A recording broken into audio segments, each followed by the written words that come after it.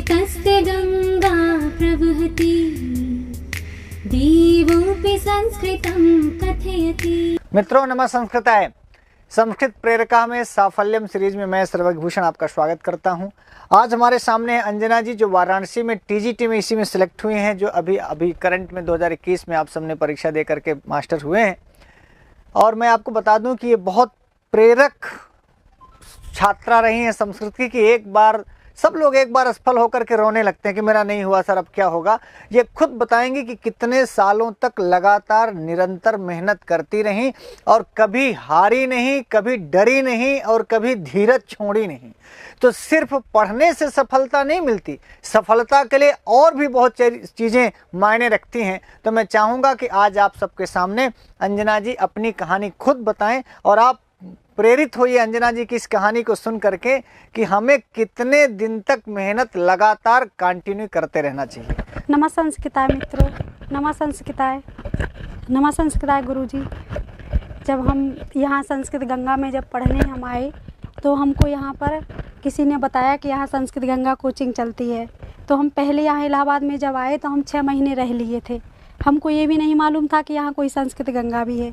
फिर हमको ऐसे आनन फानन में किसी के द्वारा पता चला कि यहाँ कोई संस्कृत गंगा भी है। तो फिर हम आए तो देखा तो गुरुजी हमारे ऐसे बैठे हुए थे। तो पूछा हमने किसी से कि भाई यहाँ गुरुजी कौन है, तो बताए कि गुरुजी तो यही हैं। तो हम लोग पहचान नहीं पाए। फिर उसके बाद फिर गुरुजी से बात हुई, फिर हम एडमिशन लिए। फिर एडमिशन लेने के बाद फिर हम पढ़ने आने लगे। तो गुरुजी का पढ़ाने का ढंग तो सभी जानते हैं, बहुत अच्छे से पढ़ाते हैं, सबको बहुत अच्छे से बताते हैं। तो हमको भी समझ में आने लगा धीरे धीरे। फिर उस बीच क्या हुआ कि उस टाइम पे हम अपना फॉर्म भरे थे, एक हिंदी टीजीटी से भरे थे और संस्कृत टीजीटी से भी भरे थे। तो किसी ने हमको बताया कि आप ऐसा करिए, हिंदी टीजीटी ना पढ़ के आप संस्कृत में ही टीजीटी में अगर आप अध्ययन करेंगे तो ज़्यादा अच्छा कर लेंगे। तो हमें अपनी उस फ्रेंड की बात अच्छी लगी और हमने फिर संस्कृत का पढ़ना शुरू किया। तो जब संस्कृत पढ़ना शुरू किया तो हमको महेश्वर सूत्र भी नहीं पता थे कि कितने होते हैं, ये मेरी हकीकत है। लेकिन जब हमने मन से और गुरुजी मन से पढ़ाते थे और सब लोगों का एक मार्गदर्शन मिलता था, मित्रों का भी मिलता था, कुछ हमारे फ्रेंड भी थे जो हमारे साथ में रहती थी, तो उन लोगों से भी हम पढ़ते थे। तो हमको कुछ समझ में धीरे धीरे आने लगा था। जब हमको ये सब लगा तो फिर उसके बाद हमको संस्कृत अच्छी लगने लगी। धीरे धीरे हमारा इंटरेस्ट बढ़ गया। चूँकि हमको वैसे भी अगर करना था किसी की तैयारी तो हमको हिंदी से ही करना था, लेकिन संस्कृत माँ की कृपा थी और यहाँ गंगा माँ का आशीर्वाद था और सर्वज्ञ गुरुजी का आशीर्वाद था, इसलिए हमको शायद संस्कृत पढ़ने में ज़्यादा इंटरेस्ट बढ़ गया। तो जब हम संस्कृत पढ़ने लगे तो हमको इतना अच्छा लगा कि हम इतना पढ़ लिए कि जब हम पहली बार दिए तो फिर हमारा कुछ ही नंबर से हमारा रुक गया। प्री एंट्रेंस हमारा हो गया, इंटरव्यू भी हमारा अच्छा गया, लेकिन लास्ट मेरिट जब बनी तो उसमें हमारा 1 नंबर से हमारा नहीं हुआ। तो हमको मायूसी हुई, दुख भी हुआ। तो सब लोग ये कहे कोई बात नहीं, अब इस बार नहीं, अगले बार देखिएगा। फिर उसके बाद पता चला कि 4 साल वैकेंसी ही नहीं आई। तब फिर हम वैकेंसी का भी इंतज़ार किए, पढ़ते रहे, लेकिन हमने अपना दृढ़ निश्चय नहीं बदला। हम लगे रहे, लगातार लगे रहे। फिर उसके बाद जब 16 वाली वैकेंसी आई तो उसमें भी फिर हमने फॉर्म डाला और जब उसमें भी हम परीक्षा दिए तो फिर तब भी हमारा फिर एक क्वेश्चन से हमारा दुर्भाग्य रहा कि हमारा एक क्वेश्चन से फिर से नहीं हुआ। तो हमको मायूसी हमारे हाथ लगी। फिर जब 21 वाली वैकेंसी आई तो उसमें फिर हमारा प्रयास पहले से भी था और लगातार कर भी रहे थे, लेकिन 21 वाले में फिर हमने इतना अपने आप को इस तरह से पढ़ा कि उसमें हमारा ये था कि बस हमको एक सीट मिल ही जाए और हमको इससे ज़्यादा कुछ नहीं चाहिए। तो उसमें फिर हमने समय को अपने विभाजन कर लिया था।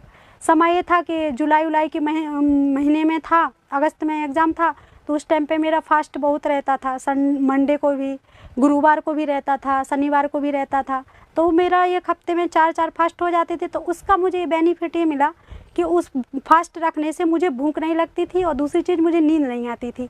तो इतने कम टाइम में मैं कम से कम 20 घंटे उसको पढ़ती थी।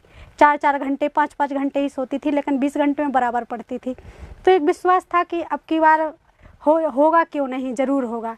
लेकिन बस जो लोग असफल हुए हैं या जो लोग ये सोचते हैं कि इतने कम टाइम में कैसे सफल होंगे, कैसे नहीं, तो उनके लिए मेरी एक सलाह है कि आप ऐसा मत सोचिए। आप जितना हो सके उतनी बार आप पढ़िए, वाचन करिए, पढ़िए, वाचन करिए, पढ़िए, काम करते हर वक्त पढ़िए और सोइए कम।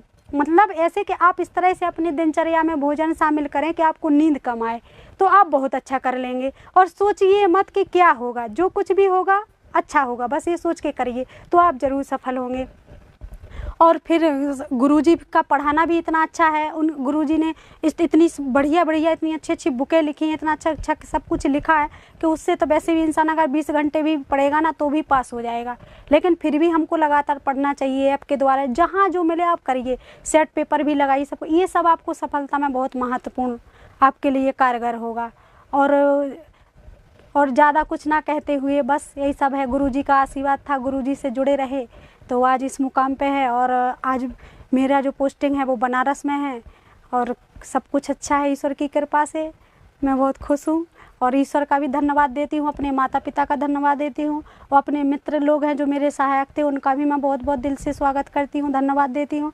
और अपने गुरुजी का भी बहुत बहुत दिल से धन्यवाद एवं कोटि कोटि प्रणाम करती हूँ। नमः संस्कृताय।